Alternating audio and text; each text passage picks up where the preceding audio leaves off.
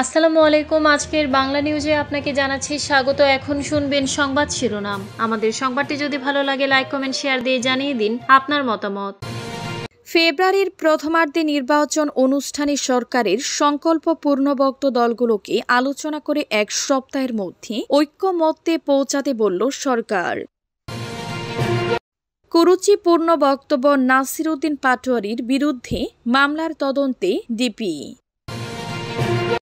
BNP যতবারই ক্ষমতায় এসেছে ব্যবসার ক্ষেত্রে ফিল গুড ফ্যাক্টর দিয়েছে জানিয়েছেন আমির খসরু। এনসিপি সংসদে যাওয়া ডিপেন্ড করবে বিএনপির উপর জানিয়েছে নূর। এবার জেলখানায় আসামিরা ভোট দিতে পারবেন জানিয়েছেন সিইসি। মূলত রাষ্ট্রপতির হাতে শপথ নেয়াতে জটিলতা রয়ে গেছে জানিয়েছেন রাশেদ খান। কুশকুতলিকা দাহ ফরিদগঞ্জ যুবদলের। ডিসেম্বরে 2 ছাত্র উপদেষ্টা পদত্যাগ করবেন জানিয়েছেন পিনাকি ভট্টাচার্য। দলগুলোকে আলোচনা করে এক সপ্তাহের মধ্যে ঐক্যমত্যে পৌঁছাতে বলল সরকার। গণভোট সহ অন্যান্য অনৈতিকের বিষয় নিয়ে যারা আলোচনার মাধ্যমে সমাধান করে সরকারকে জানানোর জন্য রাজনৈতিক দলগুলোর প্রতি আহ্বান জানিয়েছে অন্তর্বর্তী সরকার। এক সপ্তাহের মধ্যে দলগুলোর সম্মিলিতভাবে সিদ্ধান্ত নিতে ব্যর্থ হলে সরকার নিজের মতো ব্যবস্থা নিবে। আজ উপদেষ্টা পরিষদের বৈঠকে এমন সিদ্ধান্ত নেওয়া হয়। বৈঠক শেষে প্রধান উপদেষ্টার কার্যালয়ে এক সংবাদ সম্মেলনে বিষয়গুলো তুলে ধরেন আইন উপদেষ্টা অধ্যাপক আসিফ নজরুল। সংবাদ সম্মেলনে আসিফ নজরুল বলেন, আজ উপদেষ্টা পরিষদের জরুরি সভা হয়। সভায় সংস্কার বিষয় ঐক্যমত্য স্থাপনের প্রচেষ্টার জন্য বহু বিষয় ঐক্যমত্য প্রতিষ্ঠার জন্য জাতীয় ঐক্যমত্য কমিশন ও রাজনৈতিক দলগুলোর প্রতি ধন্যবাদ জানানো হয়। উপদেষ্টা পরিষদের সভায় ঐক্যমত্য কমিশনের প্রস্তাবিত জুলাই জাতীয় সনদ সংবিধান সংস্কার আদেশ চূড়ান্তকরণ এবং এতে উল্লেখিত গণভোট আয়োজন ও গণভোটের বিষয়বস্তু নিয়ে আলোচনা করা হয়। নাসিরউদ্দিন পাটোয়ারির বিরুদ্ধে মামলার তদন্তে ডিবি। যুবদলে ঢাকা মহানগর দক্ষিণের সদস্য সচিব রবিউল ইসলাম নয়নকে নিয়ে কুচক্রীপূর্ণ বক্তব্য দেওয়ার অভিযোগে জাতীয় নাগরিক পার্টির এনসিপি মুখ্য সমন্বয়ক নাসিরউদ্দিন পাটোয়ারিকে আসামি করে ঢাকার আদালতে মানহানির মামলা হয়েছে। সোমবার 3 নভেম্বর ঢাকার অতিরিক্ত চিফ মেট্রোপলিটন ম্যাজিস্ট্রেট জাকির হুসাইনের আদালতে ঢাকা মহানগর দক্ষিণ যুবদলের আহ্বায়ক কমিটির সদস্য কাজী মুকিতুজ্জামান বাদী হয়ে মামলাটি করেন। বাদীর আইনজীবী মোহাম্মদ মেহেদী হাসান জুয়েল এ তথ্য নিশ্চিত করেছেন। আদালত বাদীর জবানবন্দি রেকর্ড করে অভিযোগের বিষয়ে তদন্ত করে ডিপিকে প্রতিবেদন দাখিলের নির্দেশ দিয়েছেন। মামলার অভিযোগে বলা হয়েছে, গত 1 নভেম্বর রাজধানী ডিএমএ মিলনায়তনের শহীদ শামসুল আলম সভাকক্ষে ঢাকা মহানগর দক্ষিণ যুবদলের আহ্বায়ক কমিটির সদস্য সচিব রবিউল ইসলাম নয়নকে উদ্দেশ্য করে আসামি নাসিরউদ্দিন পাটোয়ারি বলেন, জুলাই সনদ নিয়ে একটি বড় দল গুন্ডামি করছে।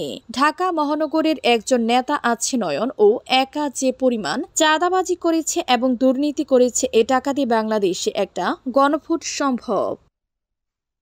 বিএনপি যতবারই ক্ষমতায় এসেছে ব্যবসার ক্ষেত্রে ফিল গুড ফ্যাক্টর দিয়েছে জানিয়েছেন আমির খসরু। সাবেক বাণিজ্য মন্ত্রী ও বিএনপির জাতীয় স্থায়ী কমিটির সদস্য আমির খসরু মাহমুদ চৌধুরী বলেছেন, ব্যবসার জন্য জরুরি হচ্ছে ফিল্ড গুড ফ্যাক্টর। বিএনপি যতবারই ক্ষমতায় এসেছে ব্যবসার ক্ষেত্রে ফিল্ড গুড ফ্যাক্টর দিয়েছে। বিদেশি বিনিয়োগকারীরা যদি দেখেন স্থিতিশীলতা নেই, বিনিয়োগের উপযোগী পরিবেশ নেই, তখন তারা স্বাভাবিকভাবে আগ্রহী হবেন না। স্বল্পোন্নত দেশ বা এলডিসি থেকে বাংলাদেশের গ্রাজুয়েশন নিয়ে তিনি বলেন, আগে ক্যাপাসিটি বিল্ড আপ হবে, এরপর এলডিসি থেকে উত্তোলন।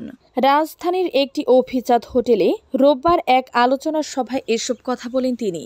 বাংলাদেশে তৈরি পোশাক খাতের বর্তমান সংকট ও পুনরুদ্ধারের পথ শীর্ষক এই সভার আয়োজন করে Bangladesh garment buying house association BGP. NCP সংসদে যা ডিপেন্ড করবে বিএনপির উপর, জানিয়েছে নূর। জাতীয় নাগরিক পার্টি এনসিপি সংসদে যাওয়ার বিষয় বিএনপির উপর নির্ভর করবে বলে মন্তব্য করেছেন গণ অধিকার পরিষদের সভাপতি নুরুল হক নূর। তিনি বলেছেন, এনসিপির আরেক ক্ষেত্রে এমপি হওয়া, সংসদে যাওয়াটা ডিপেন্ড করবে বিএনপির উপরে। বিএনপি নেতাদের নিয়ে বিভিন্ন ধরনের অসম্মানজনক তির্যক মন্তব্য ও খুবই অরুচিকর কথাবার্তা বলে ইতিমধ্যে যে সম্পর্ক তৈরি করে ফেলেছে, জানি না শেষ পর্যন্ত বিএনপির সঙ্গে তাদের এনসিপি কি সমঝোতা হয়। একটি বেসরকারি টেলিভিশনে টক শোতে এসব কথা বলেন তিনি। নুরুল হক নূর আরো বলেন, একদিকে বিএনপির সঙ্গে আসন সমঝোতা করার জন্য বিভিন্ন নেতার বাসায় যায়, ব্যক্তিগত সম্পর্ক মেনটেন করে, আবার অন্যদিকে গণমাধ্যমে ফাঁকা আওয়াজ দিচ্ছে। এটা খুব একটা বিভ্রান্তিকর অবস্থা। জামায়াত সহ অন্য দলের সঙ্গে জোট না করার বিষয়ে নূর বলেন, প্রকৃত অর্থে নির্বাচনী কোনো জোটের বিষয়ে আমাদের আলাপ আলোচনা ছিল না বা হয়নি। মাঝখানে আমরা কয়েকটি রাজনৈতিক দলের প্রতিনিধিরা বসতাম সংস্কার কমিশনের বিভিন্ন আলাপ আলোচনা নিয়ে। এখানে আমরা কি পজিশন নিতে পারি এবং প্রকৃত অর্থে নির্বাচনী কোনো জোটের বিষয়ে আমাদের আলাপ আলোচনা ছিল না বা হয়নি। মাঝখানে আমরা কয়েকটি রাজনৈতিক দলের প্রতিনিধিরা বসতাম সংস্কার কমিশনের বিভিন্ন আলাপ আলোচনা নিয়ে।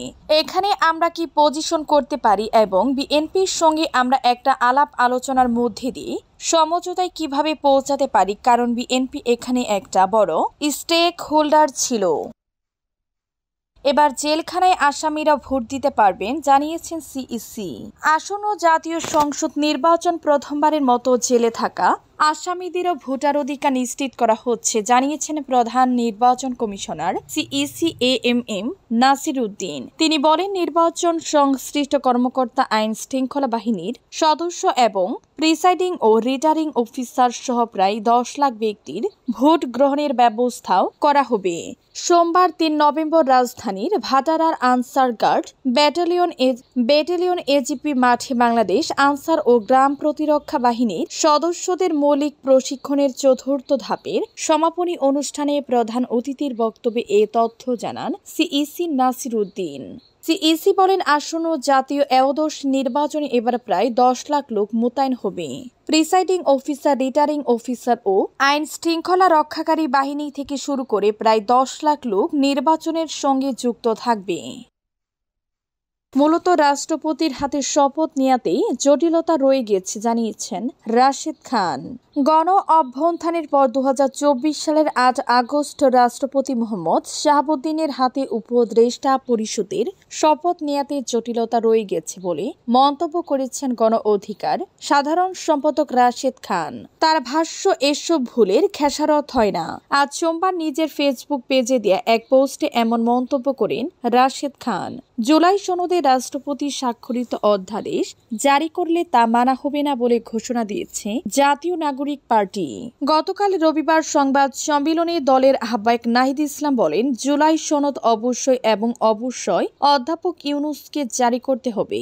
জুলাই সনদ যদি তথাকথিত রাষ্ট্রপতি থেকে জারি হয়, রাষ্ট্রপতি কার্যালয় থেকে জারি হয়, তাহলে এই সনদের কোনো আইনি ও রাজনৈতিক ভিত্তি তৈরি হবে না। এ প্রসঙ্গে রাশেদ খান তার ফেসবুক পোস্টে বলেন, যেহেতু সংবিধান মোতাবেক রাষ্ট্রপতির হাতে শপথ গ্রহণের মাধ্যমে রাষ্ট্র পরিচালনা করেছে অন্তর্বর্তীকালীন সরকারের মাননীয় প্রধান উপদেষ্টার নেতৃত্বে গঠিত উপদেষ্টা পরিষদ। যেহেতু মাননীয় প্রধান উপদেষ্টা ডক্টর মোহাম্মদ ইউনূস ও তৎকালীন ছাত্র উপদেষ্টা নাহিদ ইসলাম সহ সকল উপদেষ্টারা রাষ্ট্রপতিকে মেনে শপথ নিয়েছিলেন। যেহেতু এই ধরনের আদেশ জারি রাষ্ট্রপতির মাধ্যমে হয়ে থাকে, সেহেতু জুলাই জাতীয় সনদ বাস্তবায়ন আদেশ জারি রাষ্ট্রপতির মাধ্যমে না হলে সেটি হবে আইনগতভাবে ত্রুটিযুক্ত। নাসির উদ্দিন পাটোয়ারীর কুশকুত্তলিকা দাহ ফরিদগঞ্জ যুবদলের। ঢাকা মহানগর দক্ষিণ যুবদলের সদস্য সচিব রবিউল ইসলাম নয়নের বিরুদ্ধে চাঁদাবাজির মিথ্যা বানোয়াট অভিযোগ তোলার প্রতিবাদে এনসিপির কেন্দ্রীয় মুখ্য সমন্বয়ক নাসির উদ্দিন পাটোয়ারীর কুশকুত্তলিকা দাহ করেছে চাঁদপুরের ফরিদগঞ্জ যুবদল। এই সময় তার বিরুদ্ধে বিক্ষোভ মিছিল শুরু হয়। সমাবেশ শেষে এনসিপির কেন্দ্রীয় মুখ্য সমন্বয়ক নাসির উদ্দিন পাটোয়ারীর কুশকুত্তলিকা দাহ করে যুবদলের নেতা কর্মীরা। ডিসেম্বরে 2 ছাত্র উপদেষ্টা পদত্যাগ করবেন জানিয়েছেন পিনাকি ভট্টাচার্য। অন্তর্বর্তী সরকারের সংবাদ সম্মেলনে জাতীয় নির্বাচনের দিনই গণভোটের নির্দেশনা আসতে পারে বলে জানিয়েছেন অনলাইন অ্যাক্টিভিস্ট পিনাকি ভট্টাচার্য। এছাড়া আগামী ডিসেম্বর মাসে 2 ছাত্র উপদেষ্টা পদত্যাগ করবেন বলে জানান তিনি। আজ সোমবার নিজের ভেরিফাইড ফেসবুক পেজে দেয়া এক পোস্টে এসব কথা জানান পিনাকি ভট্টাচার্য। ফেসবুক পোস্টে তিনি বলেন, আমি আগে বলেছিলাম জাতীয় নির্বাচন ও গণভোট একই দিনে আয়োজনের সিদ্ধান্ত নিচ্ছে সরকার। আজ প্রফেসর ইউনূসের সংবাদ সম্মেলনে এটির নির্দেশনা আসতে পারে। পিনাকি আরো বলেন, নির্বাচনের আগে ডিসেম্বর মাসে 2 ছাত্র উপদেষ্টা পদত্যাগ করবেন। অপরদিকে জামায়াত গণভোট ও জাতীয় সংসদ নির্বাচনের ইস্যু মানবে না। শেষ পর্যন্ত এই সিদ্ধান্তে প্রফেসর ইউনূসের সরকার অটল থাকতে পারবে বলে আমি মনে করি না। সর্বশেষ তিনি বলেন, অনেক জটিলতা আছে এখনো, সেগুলো বিবেচনায়